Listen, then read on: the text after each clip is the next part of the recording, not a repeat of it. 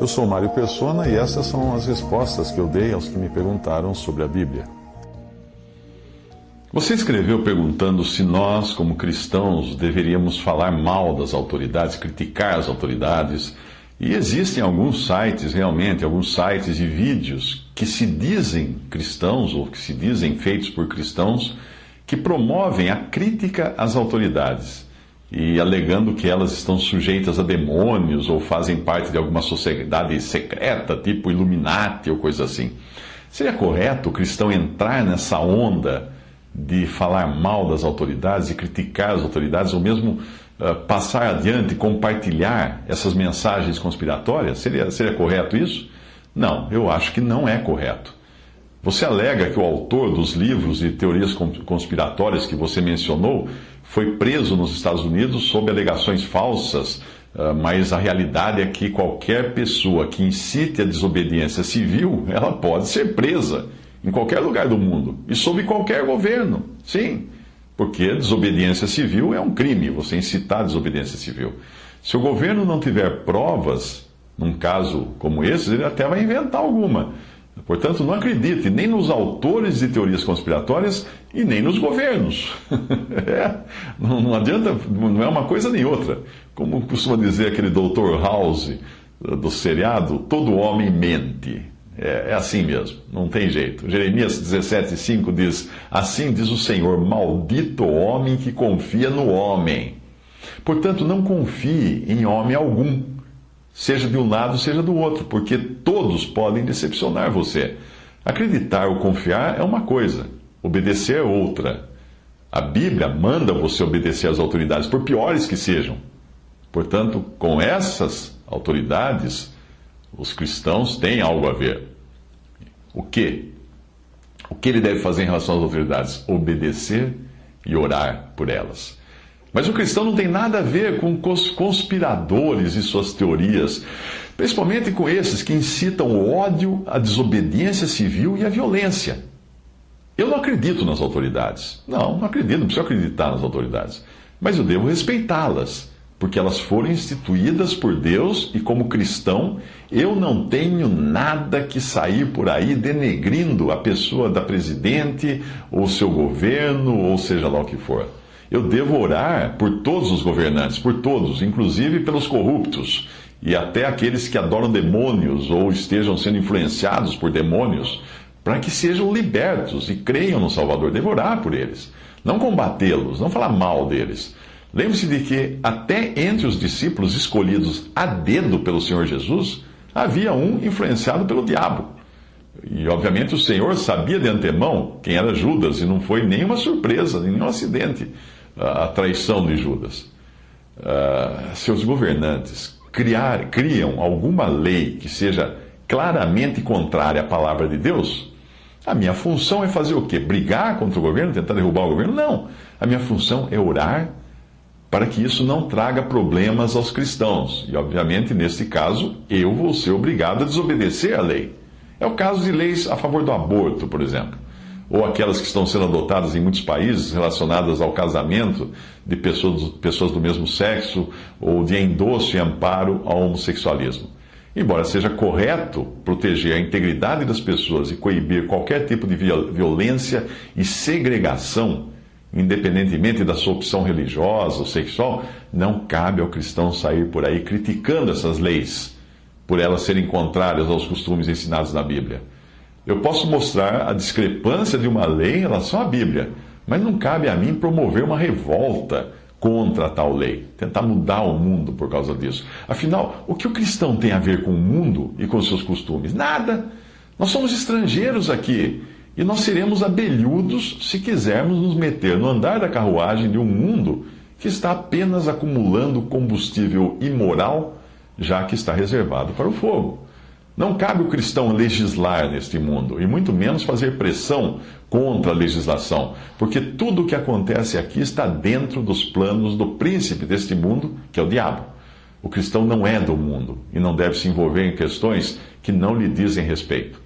O que o cristão deve fazer é orar, mas nada de passeatas, abaixo-assinados, protestos, orações. ele deve se dirigir a uma instância superior para falar com alguém que está acima do governo deste mundo.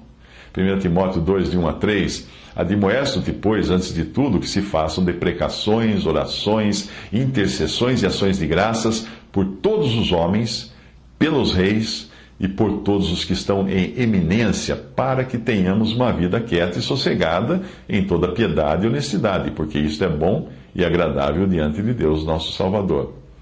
Você já viu algum desses sites conspiratórios, mesmo esses que se dizem cristãos, exortando os leitores ou os seus espectadores dos seus vídeos a orarem pelas autoridades? Provavelmente não, você não viu.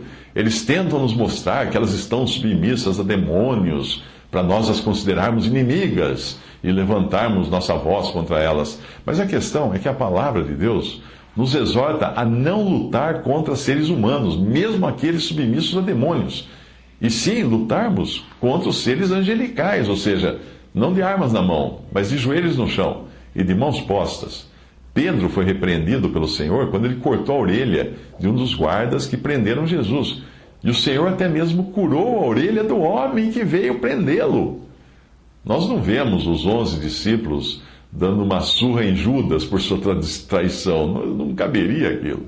Em Lucas 22, 50 e 51, diz que um deles feriu o servo do sumo sacerdote e cortou-lhe a orelha direita. E respondendo Jesus disse, deixai-os, basta. E tocando-lhe a orelha, o curou. E Efésios 6,12 diz, porque não temos que lutar contra a carne e o sangue, ou seja, pessoas, seres humanos, mas sim contra os principados, contra as potestades, contra os príncipes das trevas desse século, contra as hostes espirituais da maldade, onde? Aqui na terra? Não, nos lugares celestiais. Nós devemos buscar a libertação espiritual dos seres humanos, que estão sujeitos aos demônios ou sob o controle deles, como o Senhor fez com o gadareno, possesso, ou Paulo fez com aquela jovem possuída por um espírito de adivinhação. Esse é o nosso trabalho aqui no mundo. Aliás, esse é um país, no Brasil, onde a consulta a demônios faz parte da crença de grande parte da população. Então temos que pregar o Evangelho. Pregar o Evangelho para que o Evangelho, a palavra de Deus, com seu poder, liberte as pessoas desses erros e desse demonismo que existe no nosso país. Se você acha um absurdo as autoridades terem uma agenda dupla, ou seja, falarem de Deus com um lado da boca e adorarem o diabo em oculto, o que você acha que as autoridades dos tempos de Atos, dos apóstolos, faziam? E não faziam nem oculto, elas faziam publicamente. E ainda jogavam aos leões os cristãos que se recusavam a adorar seus deuses.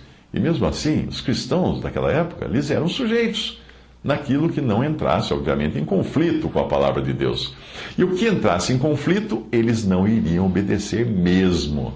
Mas isso não significa que eles promovessem levantes sociais, fizessem passeata.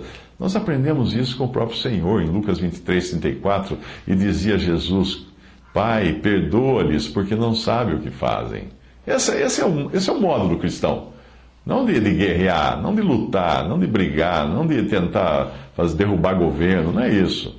Não se engane, por mais corruptas que sejam as autoridades, por mais perniciosas que sejam as leis, Deus está no controle de tudo. Este mundo jaz no maligno e vai continuar assim por um bom tempo, vai piorar só. Então, até mesmo a malignidade que nós encontramos nos governantes e nas leis tem a permissão temporária de Deus para prevalecer. Porque nada escapa aos propósitos de Deus. Ele quer, inclusive, que os próprios governantes malignos se convertam.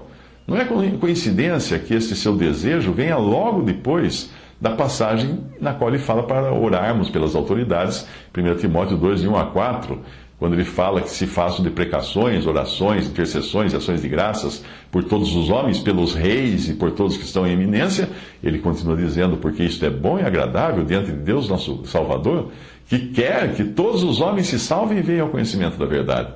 A questão é que Deus usa governos injustos e leis ímpias como forma de castigo dos ímpios e aprendizado dos crentes.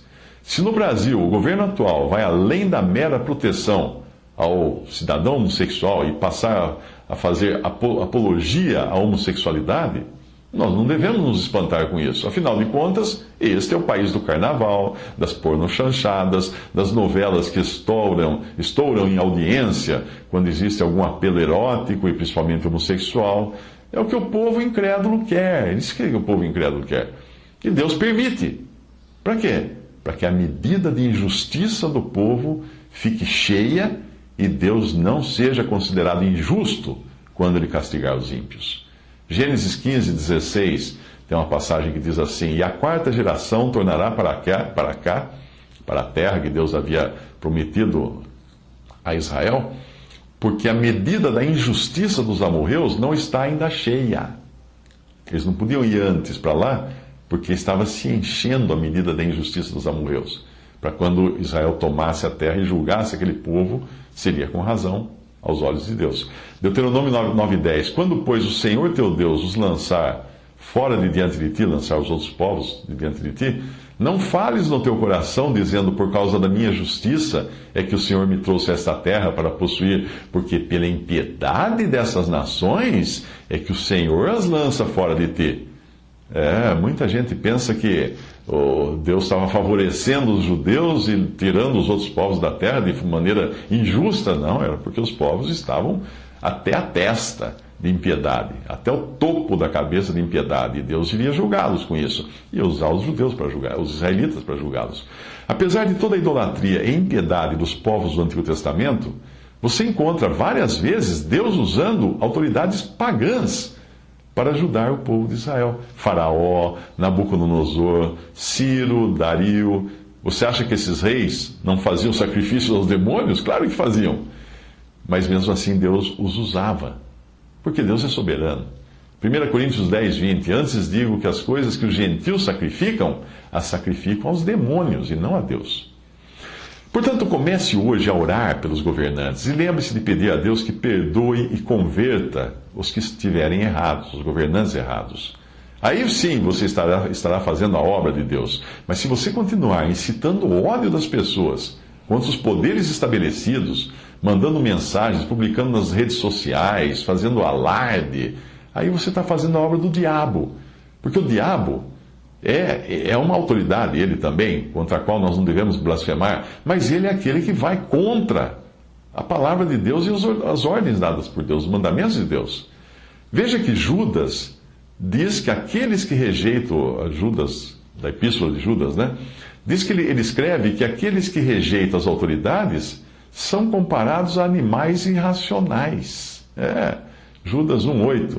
Da mesma forma, estes sonhadores contaminam seus próprios corpos, rejeitam as autoridades, difamam os seres celestiais, todavia esses tais difamam tudo o que não entendem. E as coisas que entendem por instinto animal, não é? Como animais irracionais, nessas mesmas coisas se corrompem.